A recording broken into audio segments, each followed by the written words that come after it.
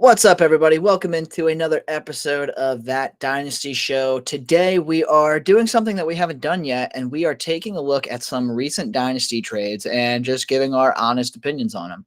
So, as always, I have my good buddy Tyler with me. Tyler is going to pick out some trades that we've seen over the last couple of days, read them out, and then we're going to talk about them. So, Tyler, take it away, buddy. All right, how's it going, everybody? Good to see you guys again. So the first one I'm gonna bring up to you is Stephon Diggs or 103 and 202. So, Diggs or 103 and Yes. 202, and it's the 2022 picks. I mean, this is super flex, right? Assuming Yes, super flex. I'm taking Stephon Diggs here, Yeah, honestly. that even really plays into effect here, to be honest with you. What's that? I don't even think super flex plays into effect here. You're not Well, taking I Kenny. wanted, yeah, it really doesn't because Pickett's not worth a top 5 pick. I don't love this return for Stephon Diggs at all, to be honest with you. Stephon Diggs, even if you're rebuilding, right, you can get better value than this for Stephon Diggs. He's only 28 years old. He's linked to Josh Allen for the next, 4 or 5 years at least. There's 103. So we talked about this the other day. 101 and 102 is Breece Hall and Drake London in most leagues. So you're essentially saying that you're going with Jamison Williams or Treylon Burks or Garrett Wilson. You're going with one of those receivers. And then at 202, you'll be lucky to get, I don't know. Sky Moore, or if you're lucky, James Cook, I something don't like even think either of those guys will fall to that. 202. I think at that point you're looking at like Christian Watson, George Pickens, maybe Rashad White in that area. And I'm not taking any two of those guys, any combination of the guys that we just talked about for 103 and 202 for Stephon Diggs. I mean, Stephon Diggs is at worst, a top 10 dynasty receiver in most rankings out there right now. So don't love this. I'm taking the Stephon Diggs side in any format, no matter what shape my roster's in. Yeah, I'm taking the Diggs side on this one as well. It's just not enough for me. I'd rather get like Diggs, I'd rather get like the 103 and someone like Bateman or Amon-Ra St. Brown, Devonta Smith, something along those lines. Get a guy who can be a piece for me and a young guy. I mean, I just don't think it's enough to miss out on the production. I mean, I'm always a proponent of getting younger, but Stephon Diggs isn't even really that old. He's like 28, right? Something like that. Yeah. So he's still got a couple years left in him of being productive. And I wouldn't want to give up that production for a shot in the dark. And I do like Treylon Burks. I like Garrett Wilson, all those guys in that range. But yeah, not enough for when you know what you're going to get with Stephon Diggs being tied to Josh Allen. Yeah, I would say Stephon Diggs, if you're going to get me to buy into him for picks in this rookie class, I'm going to need 2 picks that are top 10. Both of them would need to be top 10 picks in order for this to be even close. And even at that point, I'm still leaning they would have to be picks in the top 6 even because we know the 7 to 10 range in Superflex this year, or in all formats, I should say, is kind of very hazy. So I would take a combination of any two between Jamison Williams, Garrett Wilson, Treylon Burks, Kenny Walker, maybe even Sky Moore or Kenny Pickett. But I would need 2 of those guys in that list for Diggs. I'm not going to accept a tier down plus one of those guys. So I think we agree on that one. We can move on. It's Stephon Diggs all day pretty easily. So what is another trade you got for us here? Another one I'm looking at is Trey Lance and Chris Godwin for Matt Ryan and Breece Hall. I think that one will be interesting for you. It's Lance and Godwin for Ryan and Hall, you said? Yep. Okay. I think you know my answer, and I think I know your answer. I think we're going to disagree on this one because you're going with the Breece Hall side, I would imagine. Well, so let me preface this with just saying it is start 1, 2, 4. Sorry, I should have counted this. Start 10, 11. Start 11. Yeah, I'm going to go with Trey Lance and Chris Godwin here, and you're going with Breece Hall, I imagine. I want to hear what you have to say first, actually.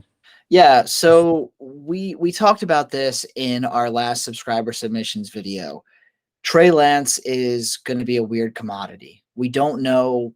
We know what his upside is, but we don't know what his floor is because we don't know. We don't know exactly what's going on in San Francisco. It's pretty, for the most part, clear that Trey Lance is going to be the starter, but there's Jimmy Garoppolo is still on the roster. We still don't know anything. We also don't know what Trey Lance is going to be like as a starter. We got to see him start in 2 or 3 games, and he played pretty well, but we're really banking on a lot here in hopes that he's going to be a big quarterback. But he can be a big quarterback. It's well within the range of possibilities. I've gone on the record and said that his upside is as high as Jalen Hurts last year. So Trey Lance could potentially emerge as, at worst, a top 10 quarterback, right? Chris Godwin, on the other hand, he is at an insane discount right now because of this injury. We know that when he's healthy, he plays like a top 12 fantasy wide receiver in those PPR leagues. And there's a chance that he comes back week 1, but even if he doesn't, even if he's out until week 6 or 7, he's only 26 years old. He still has a very long career ahead of him. He has, a couple years ago, he was the wide receiver 2 overall, and we haven't even seen him hit his prime yet, right? He's only 26 years old and he's fought injuries. So I'm going with that side because I have top 10 upside at 2 different positions there. With one, I already know that Chris Godwin is a proven commodity. So I have at least one top 10, top 15 wide receiver there. And then I'm getting a potential top 10 quarterback. With that being said, I like Matt Ryan for short term in Dynasty, and I like Breece Hall for long term, but it doesn't mesh at the same. I don't think I'm getting a ton of upside from Breece Hall in year 1. I think it's going to take the Jets a little bit to figure out the balance between him and Michael Carter. And if you're going to use Matt Ryan, you want to have a good team this year and probably next year. Matt Ryan doesn't have a very long shelf life ahead of him in the NFL. So I think it's the Lance and Godwin side. They're going in the same direction. You're going for upside pretty much at the same time because they're both younger guys, where Matt Ryan is a win now piece and Breece Hall, I don't want to say he's a rebuild piece, but I don't think he's necessarily matching the immediate upside, if that makes sense. Yeah, so I'm actually on your side on this one. Oh, dude, no way. Yeah, in Didn't terms of expect that. longevity, I mean, you just have to look at it. Like Trey Lance is going to be in the league a lot longer than Matt Ryan, even if he doesn't, blow the doors off and have all that upside that we all think he has or think he could have, right? But Chris Godwin is too solid of a piece to, ignore in this one. I mean, just Trey Lance is just too big of an upgrade over Matt Ryan right now in terms of value. And I don't think there's a running back that you could replace Breece Hall with that would even really change my mind on this trade, aside from maybe JT. I don't know if even Najee would move the needle for me over to the other side, or like for you, if it's Javonte or DeAndre Swift instead of Breece Hall in this trade, are you're still going with Lance and Godwin? It becomes a lot closer, but with how important quarterbacks are in Superflex and the ceiling that Trey Lance has, yeah, I'm probably staying with the Trey Lance and Chris Godwin side. As much as I love Javonte, and I mean DeAndre Swift is my dynasty RB2. Combining him with Matt Ryan just doesn't add enough to that side for it to make sense. Yeah, so we're actually surprisingly in agreement on that one. So this is one that you might like. So DJ Moore or 111, 204, and 207. 111, 204, and 207. Yep. Sorry, I need to write it down so it's not directly in front of me. I know. So this is DJ Moore for me, and it's not particularly close. And here's why. If these were hypothetical 23 picks, because we know the 2023 class is pretty deep, guys that you're going to be getting in the 12 to 15 range in 2023 are the same guys that you're getting in the 7 to 10 range in this 2022 class, right? Next year is going to be a lot deeper. And for that reason, this doesn't really move the needle for me. 111, best case scenario, it's Sky Moore, Jahan Dotson. 204, best case scenario, it's George Pickens, maybe Trey McBride. And then 207, you're probably taking a shot on Malik Willis or Matt Corral or what's his face, Desmond Ritter. That's just not enough for me to trade away DJ Moore, especially now that Baker Mayfield's there.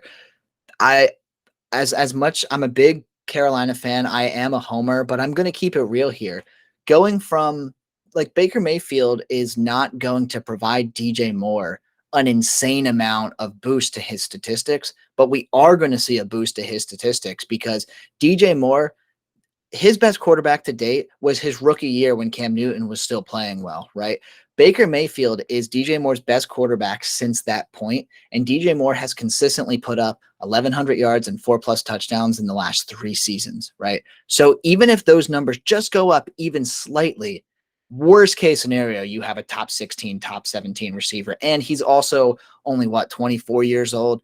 You got plenty of time with him. He just re-signed in Carolina. One thing's for sure, Baker Mayfield, the quarterback situation can't get worse than it was with Sam Darnold last year, right? One thing's going to happen. Either Baker Mayfield's going to take the job and run with it, or we're going to see more of the same. DJ Moore will stay afloat with 1,100 yards and 4 touchdowns, and then Carolina will have a top 3 pick next year and upgrade to one of those really studly rookie quarterbacks. So there's too much upside with DJ Moore, too much proven upside, I should say. So give me more all day.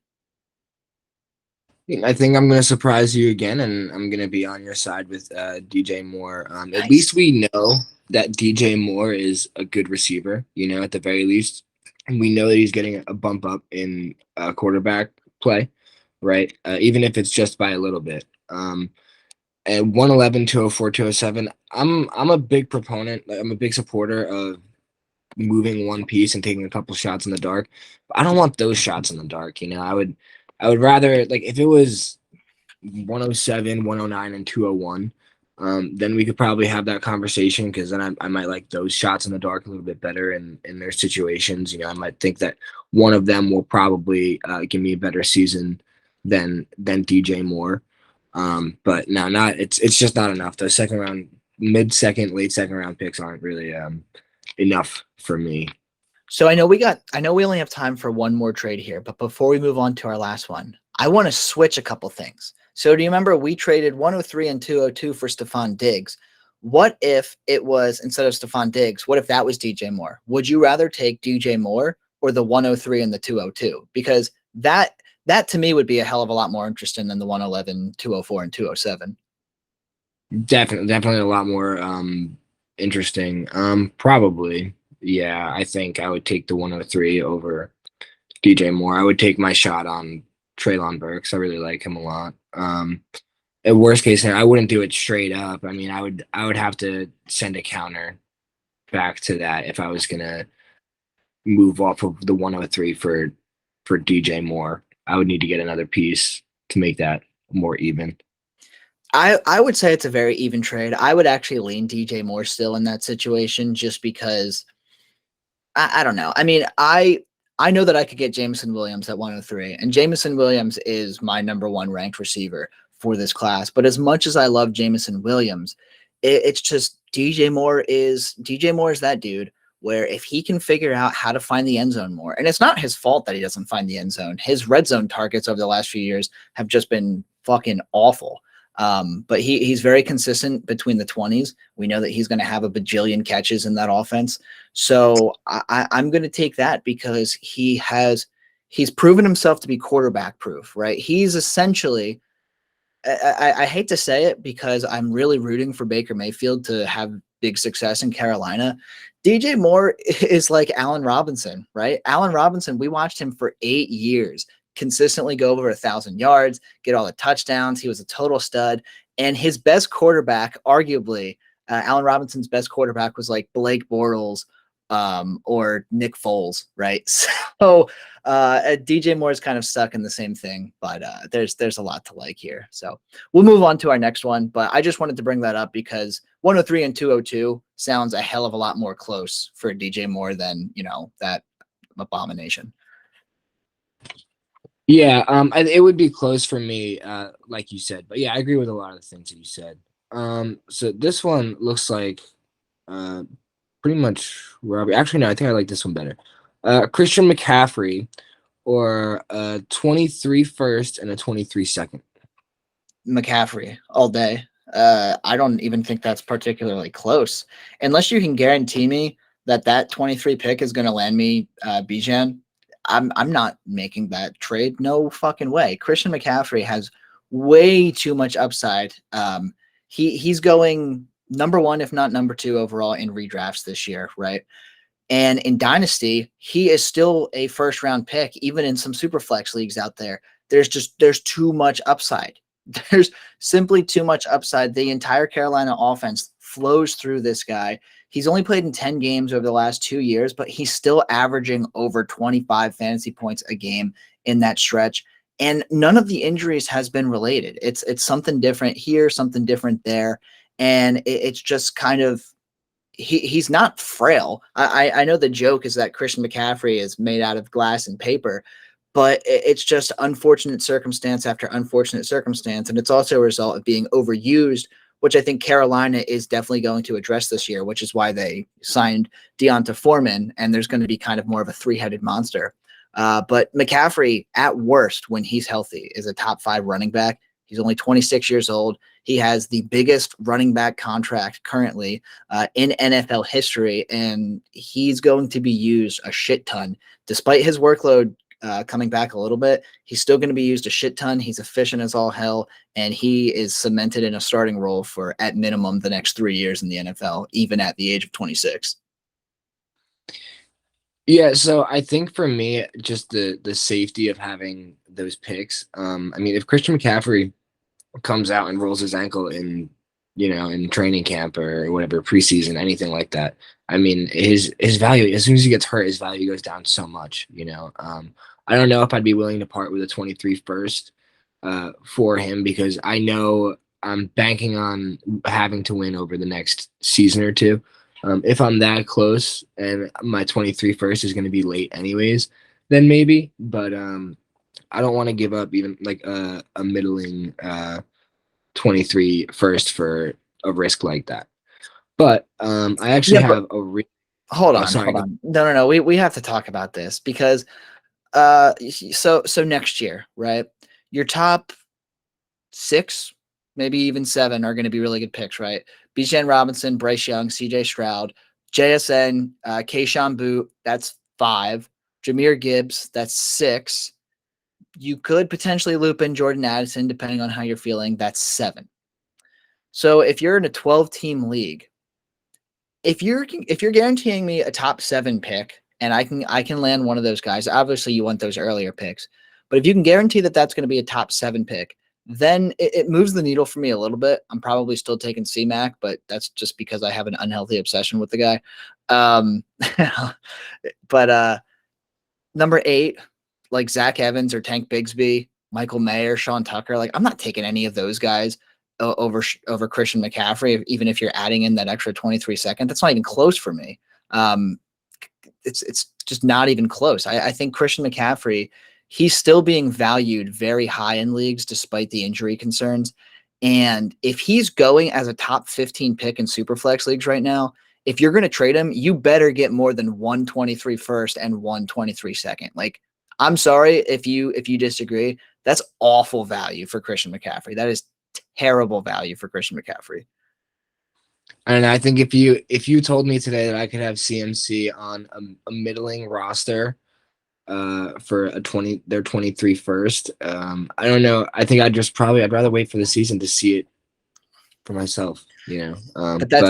But like you said, if Christian McCaffrey goes down, his dynasty stock is going to take a massive hit. But I can tell you, for every game that he's healthy in the 2022 season, that's just even more that his value is going to build up. It's like you can't have it both ways, right? If you're going to wait in the season, you're either not going to make the trade because he's hurt, or you won't be able to make the trade because his value is going to be at a sky high.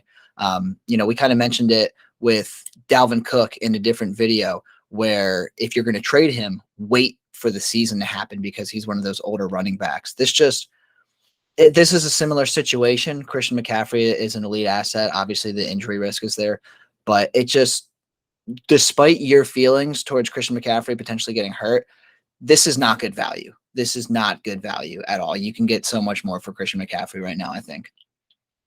Well, that being said, I wouldn't do it for Saquon either. But this one I think you'll have a lot more fun, and you'll actually struggle a bit.